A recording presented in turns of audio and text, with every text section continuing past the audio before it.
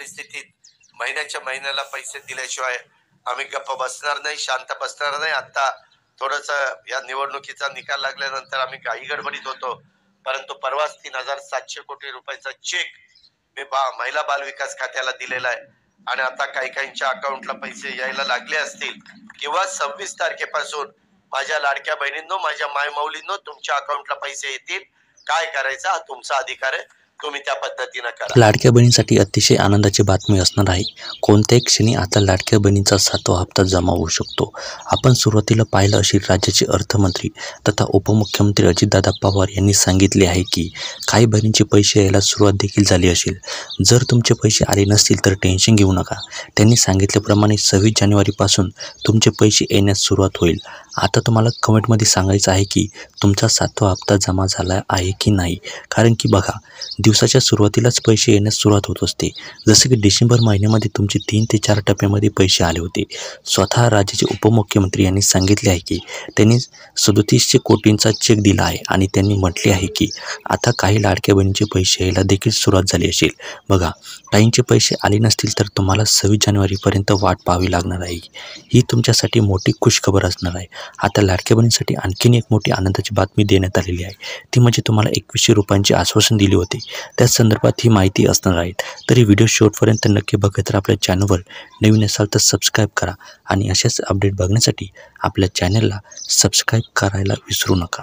बघा, इथे स्वतः जे अजित पवार आहे अर्थमंत्री यांनी 3700 कोटी रुपयांचे ते चेक महिला आणि बालविवाह विभागाकडे इथे त्यांनी दिलेलं आहे असं त्यांनी सांगितलेलं आहे.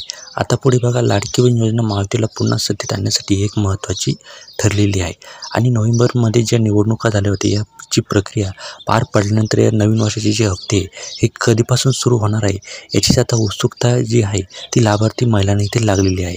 आता जे आपले अजित पवार आहे अर्थमंत्री हे नेमके काय म्हणाले आहे या योजनेबद्दल तर ते डिटेल्समध्ये माहिती आपण इथे बघणार आहोत. आणि त्यानंतर त्यांनी गॅस सिलेंडरसाठी सुद्धा एक महत्त्वाची जे अपडेट दिलेली आहे ते सुद्धा आपण इथे बघणार आहोत. बघा, महायुतीचे सरकार आले तर लाडक्या बहिणींना पैसे मिळणार नाहीत, ती योजना बंद करतील असा आरोप विरोधकांनी आमच्यावर केला होता. पण माझ्याकडे अर्थ खाते आहे, आम्ही वचनपूर्ती करणारच आहोत, पण योजनेतल्या त्रुटी असतील त्या आम्ही काढू. तर बघा, इथे स्वतः अजित पवार इथे काय म्हटले आहे की ही जी योजना आहे ही आम्ही बंद पडू देणार नाही. मी स्वतः इथे अर्थमंत्री असल्यामुळे आम्ही ही योजना अशीच पुढे चालू ठेवणार आहे, पण योजनेतल्या काही ज्या त्रुटी आहे त्या आम्ही काढणार आहोत. जी भगिनी खुरपणीला जाते, दोन्ही भांडे करते, ती अतिशय गरीब कुटुंबातील आली आहे. बघा, इथे ते काय म्हणाले की ज्या महिला खूप गरीब आहे त्यांना पैशाची जी गरज आहे, जसे की ज्या महिला रोजाना जातात, खुरपणी करतात, दोन्ही भांडे करतात, ज्या अतिशय गरीब कुटुंबातील आहे अशा महिलांसाठी ही जी योजना ही आहे. जिल्हा 1500 रुपयांना जी महत्त्व समजते तिलाच योजनेचा लाभ दिला जाईल. बघा, इथे पुढे काय म्हणाले आहे की ज्या महिलाला खरंच 1500 रुपयांची गरज आहे त्याच महिलाला इथे पैसे दिले जाणार आहे. ज्या महिला प्राप्तिकर भरतात, ज्या मोठा पगार घेतात अशा महिलांसाठी हे 1,500 रुपये नाहीत असे उपमुख्यमंत्री अजित पवार हे म्हटलेलं आहे. ते पुढे बोलताना म्हणाले आहे की ज्या महिलांचे वार्षिक उत्पन्न 2.5 लाख रुपयांच्या आत आहे, म्हणजे महिन्याला 21,000च्या आत वेतन असलेल्या महिलांनाच आपण ही मदत देणार आहोत. बघा, इथे पुढे काय म्हणाले आहे की ज्या महिलांचे वार्षिक उत्पन्न हे 2.5 लाखांपेक्षा कमी आहे, दर महिन्याला त्यांना 21,000च्या आत वेतन येते, अशाच महिलांसाठी ही जी योजना आहे ही चालू ठेवणार आहोत आम्ही. तुमचे उत्पन्न किती, महिन्याला तुमच्या घरी किती पैसे ते सुद्धा आम्हाला कमेंट करून नक्की सांगा.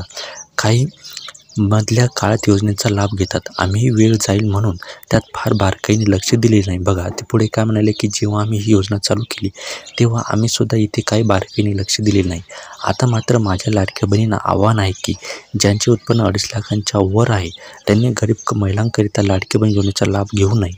बघा, ज्या महिलांचे उत्पन्न 2.5 लाखांपेक्षा जास्त आहे, ज्या गरीब कुटुंबातील नाही अशा महिलांनी त्यांनी आवाहन केलं आहे की तुम्ही या योजनेचा जो लाभ आहे तो स्वतःहून सोडायचा आहे. मागे पंतप्रधान नरेंद्र मोदींनी आवाहन केल्यानंतर अनेकांनी गॅसचे अनुदान सोडले होते. तसंच प्रकार इथे आताही केला जावा असं ते म्हटलेलं आहे. आता बघा, त्यांनी लाडकी बहीण योजनेसाठी इथे 3700 कोटींचा जो चेक आहे तो इथे महिला आणि बाल विकास विभागाकडे इथे सादर केलेला आहे. निवडणुकीच्या निकालानंतर आम्ही थोडे व्यस्त होतो, पण परवाच महिला व बाल विकास खात्याकडे 3700 कोटींचा जो चेक आहे तो उपमुख्यमंत्री तथा अर्थमंत्री अजित पवार यांनी सांगितलेला आहे की हा जो चेक आहे हा आम्ही दिलेला आहे.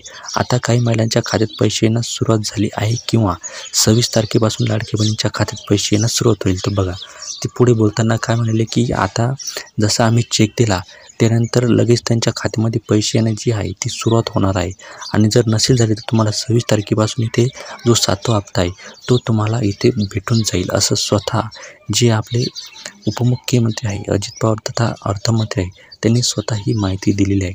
तुम्हाला 7वा हप्ता येण्यास सुरुवात झाली आहे का आम्हाला कमेंट करून नक्की सांगा आणि तुम्हाला यामागे सर्व हप्ते भेटले का ते सुद्धा आम्हाला कमेंट करून नक्की सांगा. तर चला भेटूया एका पुढच्या नव्या व्हिडिओमध्ये. तोपर्यंत जय महाराष्ट्र. धन्यवाद.